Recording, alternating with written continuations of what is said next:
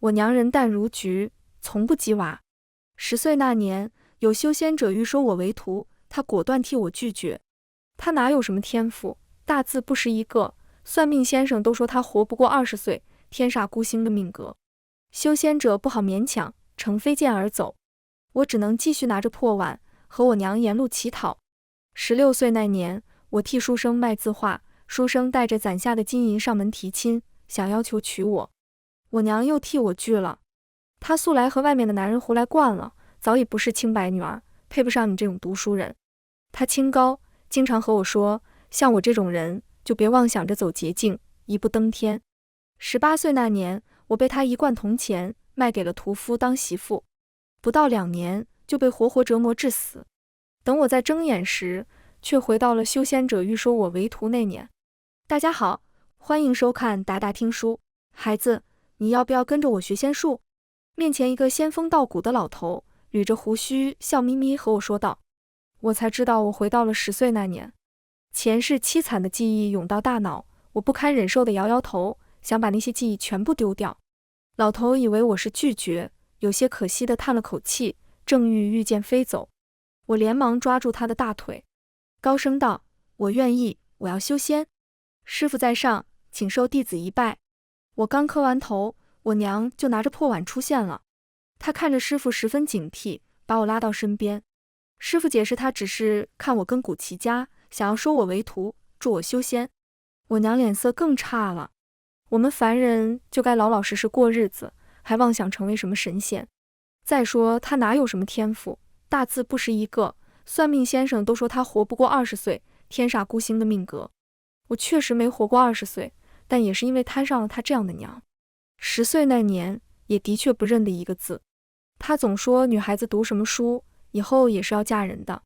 若不是我后面跟在书生身边，通了些文墨，当真要当一个文盲了。我怕师傅真不要我，立刻捡起地上的树枝，写了我的名字。我叫左玉。我大声念出我的名字。我娘立刻反驳，胡说，你明明叫小草。师傅没听我娘的，反而问我为什么叫这个名字。因为有人说过，我是一块璞玉，只差一个被雕琢的机会。师傅，您愿意做那个执刀之人吗？其实名字是前世书生取的，他觉得我聪慧非常，却看我被我娘如此搓磨，便偷偷给我取了字。师傅哈哈大笑了几声。你这孩子，投我脾性，你若愿意好好跟着我学，将来定能出人头地，大有作为。我娘一听到后半句，人就不行了。她这辈子最怕的就是我出人头地有出息。前世我无数次要翻身的机会，全被她搅和黄了。这事她也一定不会轻易放我走。大家快看啊，这老骗子要和我抢女儿啦！可怜我怀胎10月，一点点把他拉扯到这么大，他3言2语就要把我女儿拐卖走了。天理何在，公道何在啊？我娘使出了她最擅长的绝招，就是一哭二闹，把路人的注意力全吸引了过来。我们在这条街上乞讨了有3年，不少人认识我们母女。而师傅今天不过是路过的，自然衍生。众人的心立刻偏向孤儿寡母这边。你这老头怎么那么不要脸，能干出当街强抢孩童的事来呢？估计就是看人是乞丐才那么做的吧。呸，看着仙风道骨的，却是个人渣。第一次被人戳着脊梁骨这么骂，师傅脸一阵红一阵青。我真的怕师傅被气的，直接一走了之，不管我了。也有样学样，一把鼻涕一把泪道，呜呜，不是这样的，师傅是个好人。我讨的饭钱都被我娘拿走了，我肚子饿，师傅就给我包子吃，还给我钱。他看我跟骨好，说想收我当弟子，带我去宗门修仙，是我自愿跟着他走的。众人看我乞讨的碗里果然有一块碎银子，又看我嘴角泛着油光，显然刚吃了带荤腥的食物。他说修仙就修仙，仙门是那么好进的吗？我看他就是个骗子。众人的心思又跟着我娘的话动摇了。我抬起袖子，一边擦泪一边偷瞄师傅。师傅接收到我求救的信号，勾了勾唇。谁说我是骗子？他从干坤袋里拿出一个玉牌，上面刻着玄隐宗3个字。众人哗然。玄隐宗可是当今第一修仙宗门，没有人敢有胆子冒充他的门人，更没人有胆子伪造玉牌。现在我可以带他走了吗？师傅收起玉牌，询问我娘。我娘还想阻止我，路人们反而做起了说客。那可是玄隐宗，多少世家弟子挤破头都进不去的。你女儿跟着你就是一个请儿，还不如跟着仙人。等她修为大成，你这个娘不也跟着沾光吗？他们不懂我娘。我娘和其他人的娘不一样，因为他人淡如菊，视金钱如粪土，视名利为虚妄。明明落魄为乞丐了，还说着人不能为5斗米而折腰的话。可我每次乞讨来的钱，却都被他抢走，只给我点剩饭吃。对着那些世家子弟，他都嗤之以鼻，更别说什么修仙门派了。他是不会允许我有任何机会过上好日子的。于是他又开始演苦肉计了。呜，就算他说的是真的，可我怎么舍得与女儿分开呢？她还这么小，我女儿肯定也舍不得，对吧？不，我舍得。尤其是经历了前世的遭遇后，这辈子我只想逆天改命。娘，算命的断定我活不过20岁，可是如果能修仙，我兴许还能有机会活得更长一些。你不想看我活得久一点吗？我娘被噎住，她知道如果再阻拦下去，等下挨骂的就该变成她了。如果仙人真要带走我女儿，也可以，但我有一个条件，我也得跟着去。师父是个好人，他虽然有所顾虑，但还是带着我和娘一起上了清风山。我成了玄隐宗最小的弟子，我娘则被安排在后厨做一些切菜烧柴的活。整个玄隐宗都在传，掌门人从凡间收了一个启儿做弟子，连启儿娘都跟着上来。不少人过来看我们娘俩的笑话。只是我还没入门，师父老人家就说他要闭关了。走之前丢给我一把铜剑。昨玉，你根骨奇家，是我这100年来看过的最适合修行的体质。以你的能力，只要能谨守初心，定能名扬天下。我不奢望可以名扬天下，只要能吃得饱，穿得暖，不再被人轻易拿捏，我就满足了。老头捋着胡须，一脸高深莫测地看着我。且看着吧，这师傅领进门，修行还得靠个人啊。说完，就把我扔给那些师兄师姐们，当甩手掌柜去了。我娘听说掌门闭关了，高兴地回房收拾包袱去了。我就说吧，他这种门派掌门人怎么可能教你？你也甭学了，趁着天没黑，赶紧和我下山去。我挣开他的手，举着那把剑，发誓道：不，我偏要学。我不但要学，还要学得比其他人更出色，不给师傅丢脸。新来弟子们的第一课就是学会御剑，如果这都学不会，后面的也没必要学了。由于我是掌门人亲自带上山的，没有正经过宗门的资质审核，他们对我的天赋都有些怀疑。其他几个疯的人，有的还专门逃课过来看我。昨玉，我冷不丁被点到名。说话的人是柳师兄，他比我早入门3年，是个世家子，最是瞧不起身份低贱的普通人。你既然是掌门带上来的，想必天赋极高，这种入门的御剑之术，你应该早就会了吧？他虽是在夸我，语气却极其轻蔑。我是启儿的身份，不是个秘密，他们瞧不起我也正常。我实话实说道：柳师兄，今日是我第一次接触御剑，师父说你天赋极高，既如此，师兄相信你一定已经掌握了诀窍，不如上来给大家演示演示。他刚才只教了一遍，但御剑的口诀和捏诀手势却深深印在我脑海里。正式开课前，我一直按照师父所说，专心练气凝神，这些日子也感到丹田日渐充盈，确实想要实战一下，检验学习效果。只是等我解下背上的剑匣，打开盒子，却发现师父给我的剑不见了，里头不知为何躺着一把木剑，和市井孩童玩闹的木剑一模一样。霎时间，一片讥讽声传来，哈哈哈，这就是你带来的剑？启儿果然是启儿，还以为我们在这陪他玩过家家呢，连把正经的剑都没有，拿什么御剑？我心中却有慌乱。我明明上午还检查了一遍，剑的确是被我收在剑匣里的啊。逡巡四周，我忽然看到趴在芦苇丛里的一道熟悉的身影，心里咯噔一下。是了，我娘怎么可能那么放心让我过来上课？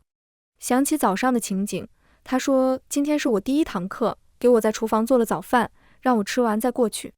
便是趁着那时候，偷偷换掉了我的剑。我拿着这把只有我一条胳膊长，边缘都没来得及锯光滑的木剑，只能硬着头皮上了。我把剑放在地上，心里默念口诀，手指翻飞，做出御剑诀的手势。只见木剑晃晃悠悠飞起，又跌落。我收获了一阵群嘲。我不信，又试了一次。这一次，木剑倏地飞起，直冲芦苇丛而去。我娘被剑指着脸，吓得连滚带爬地走了。我手腕一转，让剑返回，竖立在众人面前。场面顿时寂静无声。柳师兄，这算什么？你能御剑飞行才算数。一番操作下来，我已逐渐掌握御剑术的诀窍，起初的害怕也没了。我再次捏诀，跳到木剑上，两手展开，剑便以极快的速度绕着山头转了一圈。我在上头盯着下面的人。师兄，我这样可算过关。柳师兄没有理由再为难我。等我回到家中，我娘已经坐在桌前，一副要找我算账的样子。好你个小草，来这儿不到1个月，就敢拿剑指着你老娘。我就说这里不是教养人的地方，把你都给带坏了。我刚和你们掌教说了，今天就带你下山，咱不学了。我沉着脸，现学现用，背在身后的手捏了个诀。那把被我娘藏起来的剑受到召唤，光速飞来，堪堪停在了离我娘1拳头的位置。我娘吓得不敢动。娘，这御剑术我今天刚学，没学精，要是一会儿情绪激动，不小心伤了您，就不好了。说着，剑尖又往前进了1寸。让我下山的事，也在我的威胁中作罢。我娘，你别高兴太早。我听你们师兄说，下堂课就要学练气了，材料什么的都得自己准备。没有钱，我看你怎么练。我收回剑，坐在一旁静静擦拭，不理会他。他还想刺激我几句，不过很快被厨房的人叫走，去帮忙了。说实话，师傅给我的这把铜剑太重，我用着并不趁手，还不如先前的木剑好使。我还是想有机会练出属于自己的兵器。但是娘有句话说对了，没有钱就买不了材料。没有材料，我拿什么练气？这玄隐宗也是要考核的，要是我有门课不及格，最后还是会被赶下山。看来我得想办法赚钱了。我把先前想要和我请教御剑术的弟子们聚起来，单独给他们开小灶。他们说我的讲解比柳师兄透彻，都想跟我学。很快，靠着他们给的学费，我凑足了买材料的钱。只是还没等我买到材料，掌教就把我叫了过去。我看到柳师兄和我娘时，就有不好的预感。掌教，听说你单独给弟子们传授御剑技巧？柳师兄冷哼一声，什么传授技巧，分明是借机敛财，掌教你此次定要严惩。我娘立刻站出来，将他人淡如菊的人设发挥到极致。我一直教这孩子要和同门相亲相爱，没想到他竟然一门心思钻到了钱眼里。作为他娘，我是绝不会包庇他的。他勒索来的钱财都在这里，请掌教查收。我没想到，我藏在枕头里的钱袋子也能被他翻出来。掌教，我不知道私自给弟子们讲学是违反门规的，而这些钱也是他们为了感谢我自愿给我的，并不是我娘所说的勒索。掌教看我认错态度良好，又是第一次犯错，就只罚没了我所得的钱财，抄门规10遍作为惩罚。拜我娘所赐，练气课来临时，我材料都没准备好。去上课前，我娘还专门找来看我笑话。人个有命，你是从我肚子里出来的，我能不知你是不是修仙的料？还是早点认清事实，没做白日梦了。乞丐就是乞丐，变不了凤凰的。类似的话，我从小听到大。以前当她是我娘，还会任由她摆布。但是重活一世，我一定不会再如她的意。练气课上，弟子们都带着大包小包的东西过来，很多还是一些珍稀的材料，有价无市的东西。这堂课是掌教先生亲自教学，柳师兄作为助教从旁辅助。而我自来了清风山后，手上能作为材料的，只有一样东西了。小师妹，你不会打算就拿这把现成的铜剑交差吧？你这可算作弊哦！而且看这把剑的资质，就是把下品凡剑及不了格的。柳师兄又开始阴阳怪气我了。自从我进玄隐宗第一天，他就看我不顺眼。知道这次他是助教，我早做好了心理准备。我直接越过他，向掌教请教：先生，之前你也没说材料要什么样的。这把铜剑作为我炼器的材料，应该不算违反规定吧？掌教点点头，无妨。讲完炼器的要义，掌教就让我们开始用手中的材料进行炼器。我本来是打算重新炼一把趁手的兵器的，但现在只能拿它回炉重造了。希望师傅不会怪我。3个时辰后，已经有不少弟子的兵器练好了，柳师兄开始催我。我稳住心神，不理会他的干扰，盘腿坐于地上，往炉火中注入真气。时间不知道过去多久，体内的真气源源不断被一股无形的力量抽走，丹田的真气几近干涸，我没忍住一口血喷洒在了剑炉上。悠悠转醒后，我就看到掌教一脸怒意：你差点走火入魔了，那剑怎么样了？掌教无语。事发突然，我刚才突然跟疯了一样，才没人关心我的剑练得如何了。我艰难地站了起来，手握在滚烫的炉盖上，打开它。霎时银光射出，直冲云霄，一柄瘦长如柳叶的剑飞出，窜入我掌心，发出凤鸣般震耳欲聋的声音。我把它举到面前打量它，疑惑道：这是我的剑？掌教也瞪大了眼，看到那被掀翻的屋顶和剑身散发的通体流光，顾不及胡子被剑气割掉一半的胡子，抖着手指着剑道：你竟然练出了上品仙剑！300年了，玄隐宗竟又出了一把上品仙剑。各大峰之间奔走相告。我娘自然也听说了这件事，她无论如何也不肯相信是我练出来的，遂把我拉到掌教面前，告状道：那剑不是他练的，我亲眼看到，剑是掌门送他的。玄隐宗唯一一把上品仙剑，100年前就被魔族的人抢走了，即便是掌门再偏心，也送不出仙剑。这点我娘这个外人不清楚，但掌教不可能不知道。柳师兄也破防了，会不会是他勾结了魔族，学了什么禁术？我不信他一个小丫头轻松就能练出仙剑来。魔族若有禁术可以练出仙剑，也不至于大动干戈到门派来抢了。掌教，够了！我信掌门的眼光，他能收卓玉为徒，定有他的道理。自此，我从那个被人人嘲讽的小乞儿，一下跻身掌门高徒，风头无两。我娘更恨了，天天在背地里咒骂我，说我和我那个该死的爹一样，就喜欢这些名望地位，是个俗不可耐的人。我娘在生我前其实是个娼女，因为模样长得好，当时不少人喜欢她，但我娘偏偏喜欢上我爹。当时的我爹还是个穷书生，因为模样俊俏，又会讨人开心，哄得我娘心花怒放，又是给他钱助他科考，又是替他生孩子。可是我爹拿了钱，睡了人，就不见踪影了。直到有人从京城回来，和我娘说见到了我爹，他考上了状元，成了公主驸马，享尽荣华富贵。我娘散尽千金，替自己赎身，带着肚子去京城投靠我爹。没想到我爹并不认他，我怎么看得上一个下贱的娼妇？你们这种人只配低贱的活着。我娘受了刺激，自此最恨那些追名逐利之人。我生下来后，他也不待见我，只给我取了个小草儿的贱名。他说我生来就不配过上好日子，我亲爹都不要我，连地上的草都比我高贵。我一开始觉得他可怜，被我爹辜负才变成这样，所以凡事顺着他，以为总有一天他会醒悟，会对我这个唯一的女儿好。但是我越长大，他反而越变本加厉。我不想活得像我娘一样，他认命了，可我没有。老天爷给了我重来一次的机会，我说什么都会牢牢抓住。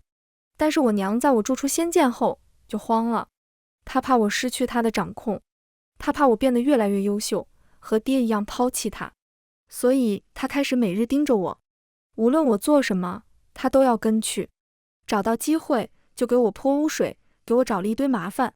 偏偏我是她的女儿，世人最在意孝道，我不能也赶不了她走。要不是我铸出了仙剑，凭她给我找麻烦的速度，我已经不知被赶下山多少次了。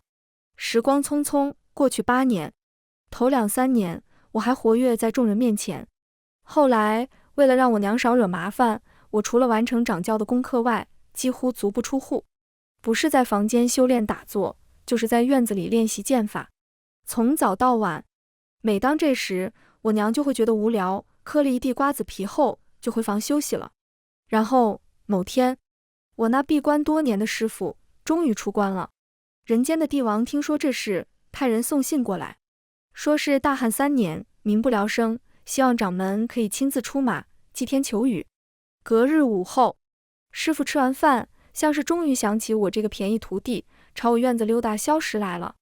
他捋着胡须，昨玉，听说你练出仙剑了，不错不错。我背着良心回道，都是师尊教的好。昨玉啊，你知道我向来是很看重你的。我开始警惕，所以师尊有个重大的任务要交付给你。我那便宜师傅没想着教我一招半式，一出关竟然把那祭天求雨的麻烦事丢给我了，然后摆摆手又闭关了。溜得极快，门派所有人都措手不及，纷纷议论掌门偏心，竟然把这种好事给我了。掌教没法，只能把我唤到面前。既然掌门让你去，你就去一趟吧。你在玄隐宗修炼这些年，也该下山历练了。是，这次祭天求雨是关于天下民生的大事，做得好是造福百姓，但如果出了意外，非但会惹怒帝王，还会辱没门派名声。我知道，这最大的意外往往都出在我娘身上。回到家后，我垂头丧气的。我娘果然追问我掌教找我何事。她说我这些年在门派里只吃饭不干事，想赶我下山去了。我娘眼睛一亮，真的？我点点头。我娘多年心愿终于得偿，兴高采烈收拾东西，准备和我一起下山。我在她身后悠悠道，她交给了我一件苦差事，门派里的人都不想去，所以这苦差事就落到我身上了。我娘动作一顿，转过身问我，危险吗？我忧愁道，非常危险，又没有什么好处可以捞。娘，你快收拾东西和我下山吧，到时候我忙起来，你还能给我洗衣服煮饭。我娘扔下包袱，呸了一声，什么意思？想要老娘下山伺候你啊？想得到挺美。掌教是让你下山办事，又不是去享福的，娘就在山上等你回来。得嘞，等的就是你这句话。我压下眼中的笑意，装出十分难过的样子。娘，此行我定过得十分艰难，你在山上好好照顾自己。看到我即将受苦，我娘很是满意。行了，别废话了，今天就下山去吧。掌门没有亲自来，皇帝非常失望。看我年纪轻轻，又是女子，对我的能力不太相信。如果你真能求来雨水，姑就送你1000两黄金，封你为女祭司。但倘若你求不来雨，姑只能拿你的命告慰天下的百姓。好在每个玄隐宗弟子，平时除了要研习经文、祭炼法器外，还要参与各种修真科仪，如开光、祭天等，增强自己的修为。祭天求雨是大功德，造福万民。是苦差事不错，但如果成功了，我也将修为大涨。只是后面半句话我没有和我娘说。我写下一张采买单子，皇帝叫来了户部侍郎，这是开坛祭天用的仪器，你陪着玉仙子去采买吧。我得知户部侍郎就叫宁平，这要巧，和我那从未谋面的爹一个名字。我暗暗吐了口气，心想幸好没让我娘跟我一起下山。开坛当天，我整理仪容，检查好所有仪器，走到祭台上。烈日炎炎，百姓们却蜂拥而出，把祭台围得水泄不通。请仙子救命，求来风雨。他们个个饿得面黄肌瘦，如同前世的我。当年我娘为了活下去，把我贱卖给了屠户，换了半斤猪肉和一串铜币。所以我比任何人都希望这次求雨可以成功。可是我最担心的事还是发生了。人群中，一抹熟悉又灵活的身影挤到了最前面。他高呼，大家别相信他，他就是个钱儿来骗大家的钱的。动静闹得越来越大，被皇帝注意到，传人让他上来问话。我娘跪在皇帝面前，指着我道，他原本是个钱儿，我是他的亲娘，之前一直是沿路讨饭吃的。他不知道上哪学了点邪门歪道的东西，就骗陛下说懂祭天，其实就是为了骗陛下的钱罢了。皇帝面露迟疑，我娘咬咬牙，甚至不惜自曝，转而指向一旁协助祭天的宁嫔。宁嫔18年前在盐城与我有过露水情缘，这情儿就是我与他的孩子。户部侍郎惶恐地跪了下来，刚想否认，却听到陛下说：“我记得宁卿确实是盐城人，你实话实说，姑恕你无罪。10几年前的风月之事，承认了顶多是被笑几天，但如果否认了，事后被人查出来，就是欺君。孰轻孰重，宁嫔不会拎不清。”他看向我娘，叹了口气：“陛下，臣确实与这女子10几年前有过一女。”大家看我眉眼与宁嫔却有几分相似，瞬间哗然。亲娘出面说我是骗子，那多半就是真的吧。众人顿时叫嚷着要把我杀了祭天，以平民心。我娘在我下山前偷了我的弟子玉牌，一时之间我确实无法证明身份，但也不是完全没有办法。只是还没等我开口，一个身穿朱红臣服的男子突然走了出来，跪在陛下面前。臣担保，这位卓玉仙子确实是玄隐宗的弟子。我远远望去，只能看到这个男子的背影。我娘呸了一声：“你凭什么担保？你又没见过我女儿。”男子直起腰板，转头看他：“10年前，你可是在盐城乞讨？”我娘：“是又如何？”那就对了，10年前我也在盐城，当时亲眼看到玄隐宗的真人收了一女乞儿为徒弟，那乞儿还有一个娘。而正好呢，在下素来过目不忘，你就是那乞儿的娘吧？他转而看向陛下，8年过去，那女乞儿正好如卓玉仙子这般大。陛下，我们祭天求雨，看的不是出身背景，而是看是否有真本事。请您让卓玉仙子试试吧。我后面才知道，替我说话的是新科状元，人品端正，很得皇帝喜爱。既然是他开了口，皇帝便准了。祭天仪式结束，天降甘霖，3天不息，百姓们欢呼雀跃，称我为神女。我娘又开始咒骂我：“你和你那个没良心的爹一样，这辈子竟贪慕这些荣华富贵了，还敢骗老娘！要不是你柳师兄，我还要被你蒙在鼓里。你这个小杂种，就是只养不熟的白眼狼。”我就猜到是柳师兄和他说的，光靠他一个人根本下不了清风山。不过我现在根本没心思追究这些，脑海里都在想着帮我的人到底是谁。直到我在皇帝为我举行的庆功宴上看到了这位状元，虽然过去了那么些年，但这张脸至今仍偶尔出现在我梦里。前世我刚满15岁，我不想再去当乞丐，过手心朝上的日子，就到处打听有没有我可以做的活。但是他们要么嫌弃我的身份，要么觉得我是女子，吃不了苦，都不肯收我。我饿晕在了一个摊子前，画摊的老板是个文质彬彬的书生，他给了我吃的。你如果愿意，可以来帮我卖画。他的声音很温柔，我几乎没有犹豫的就点下了头。那一年，我骗娘自己是去前面的街市乞讨，其实是绕了大半个城去帮书生一起卖字画。他生意不算好，但养活自己刚好。我不愿意拿太多钱，反正存不住，都会被我娘拿走。他就说要教我读书认字，我迟疑，可我娘说女孩子不用读书，迟早要嫁人的。可是不读书，糊里糊涂嫁了人，受了欺负，你连理都和人说不清。我一想，对啊，所以背着我娘开始认字读书。她经常夸我，说从未见过像我这般聪慧的人，教一遍就懂，还会举一反三，是块璞玉，所以给我取名左玉。我在她身边待了1年多，即便小心翼翼的隐瞒，到底还是被我娘发现了。她把我拽回家，说我不知羞耻，年纪小小就在外面勾引男人。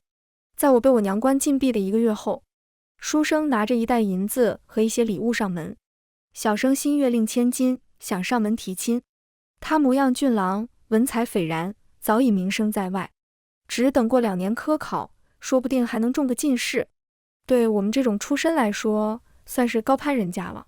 如果是别家，肯定会欣然应允，但我娘不一样，她这辈子并不想看我好。我娘轻蔑笑道：“呵，她算哪门子的千金？你莫不是被她骗了？而且我女儿素来在外头和男人胡来惯了，早已不是清白的女儿，配不上你这种读书人。后面我听说她回去的路上遭遇刘匪抢劫，死在了途中。得知消息后，我哭了好久，也是那一刻开始恨我娘。原本以为不会再看到她了，没成想这辈子她竟然活到了科考那年，还成了状元。酒宴后半场，看我一直盯着她看，她起身端了杯酒，走到我面前道：“卓玉仙子，我敬你一杯。”我愣了一下，半晌才举杯站了起来。状元郎，别叫我什么仙子，叫我卓玉就好。我特意把卓玉二字重重发音，想要看他的反应。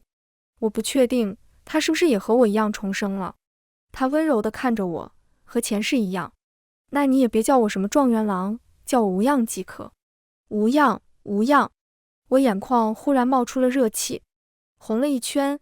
我低喃道：“这辈子能看到你无恙，真好。”后面我又试了他几次，才确认他确实没有过去的记忆。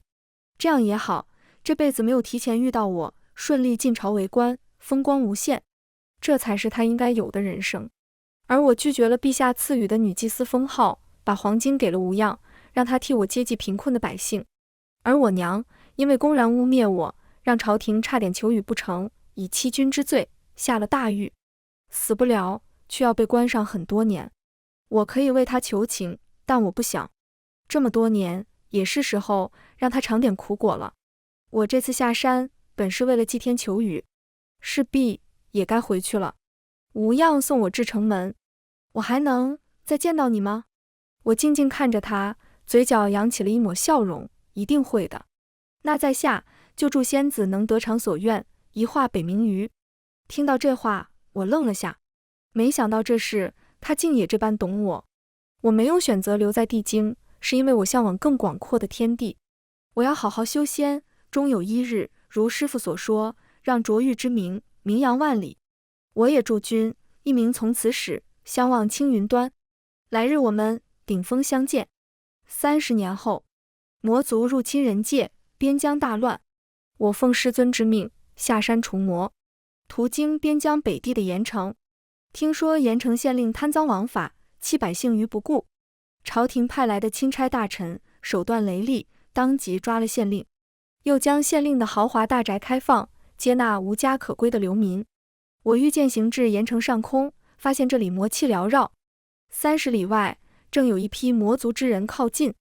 我进城表明身份，求见钦差大臣。只是我没想到这个钦差大臣竟是无恙。他蓄了胡子，两鬓的头发已经斑白，只是看我的眼神还是那么温柔。得知他竟是主动来接管盐城的，我有点生气。你就不怕死吗？他笑道：可你不是来了吗？我顿时没气了。我告诉他，城外聚集了一群感染了魔毒的百姓，他们已然身死，成了魔的容器，而普通百姓只要被他们咬上一口，也会成为魔人。无恙听了我的话，当即下令关闭城门。可是到了晚上，却还是出事了。城门不知何时被人偷偷开了，一群魔人被放了进来，城门口顿时血流成河。我御剑而去，让守兵撤后，保护百姓，一路把魔人打退到城门外，对无恙喊道：关城门。他眉头皱紧，担忧地看着我，抬手下令关城门。城门关闭时，魔族队伍也赶到。我立于城墙外，从腰间抽出了凤隐月双剑。当年这把我亲自锻炼的剑，已经与我魂神合一。城内的人看不到城外的景象，只在我拔剑时听到一阵凤鸣声，一只火凤划破夜空，在天幕上展开双翅。百姓们纷纷抬头，红色的火焰映在了他们瞳孔中。3天2夜后，我拍了拍城门，守将透过缝隙看到是我时，立刻开了门。此时我已无力御剑，拖着沉重的双腿走了进去。昨日，我感觉自己跌入了一个温暖的怀抱，鼻尖的气息柔和，让我放松了警惕，沉沉睡了过去。我醒来后，无恙正在审理那个偷开城门的老妪。他在混乱中本想偷跑，却被守将一把抓住，关了大牢。无恙大怒，你可知你撕开城门，害死了多少人？老妪跪坐在地上，头发散乱，身上散发着恶臭。魔人也是人啊，你们怎么可以为了保自己的命，就把他们弃之不顾呢？我开城门，不过是为了救他们罢了。这般迷惑的言论，听来异常耳熟，我好像有多年没听过了。我从屏风外走了出来，站在老妪的3步之外，静静打量了她一会儿。她老了，也黑了。以前当乞丐时还挺注意干净，现在头发看着半年没洗，都长虱子了。这么多年过去了，你还是那么自以为是。老妪听到我的声音，忽然抬起头来，拨开两侧凌乱的头发，用那双浑浊的眼睛死死盯着我。啊，是你这个死丫头！贱人，万人骑的娼妇玩意儿，你怎么还不去死？我居高临下，冷冷地看着他。我知道你一直不想我好过，可我现在活得很好，以后我还会活得更好。这句话彻底刺激到了他，他张开手指上来要抓我。凤鸣月双剑感应到我有危险，从我腰间飞出，径自插入他的心口。场面立时寂静无声。我垂眸，伸手握住剑柄，把剑拔了出来。血液溅到了我的脸上，还是温热的。自此，我的剑上到底是沾了自己亲生母亲的血。盐城已经恢复了往日的热闹。我站在城墙上，看向身边的人。你不觉得我是个怪物吗？我亲手杀了我的亲娘。他抬手轻柔地拨开挡住我眼眸的额发。那不是你的错，是他罪有应得，也是他欠你的。我睫毛微颤。他问我，你还会走吗？我想了想，摇摇头，我想在盐城待一阵子。那我陪你。我没想到，他这一陪就是20年。在他人生最后时刻，我来到他的床前，他握着我的手，遗憾道，你还是10几岁的模样，而我现在是不是很丑？他只是老了，但不丑。在我心中，他永远是当年那个卖画，教我读书识字的少年郎。昨日，我心悦你。我知道。他摇摇头，你不知道。他声音越来越轻，在画摊前见到你的第一眼，我就心悦你了。吴恙说，他死后不要为他修墓立碑，只要把他的骨灰挥洒在天地间。他希望能化作一阵风，陪我到这世间的任何地方。我抱着吴恙的骨灰离开了盐城。昨日之名早已名扬天下，而在师尊欲把掌门之位传授我时，我拒绝了。往后的时间里，一愿识尽天下好人，2愿读尽世间好书，3愿看尽世间好山水。这是吴恙的心愿，亦会是我的心愿。全文完，达达听书感谢您的观看，我们下个故事再见。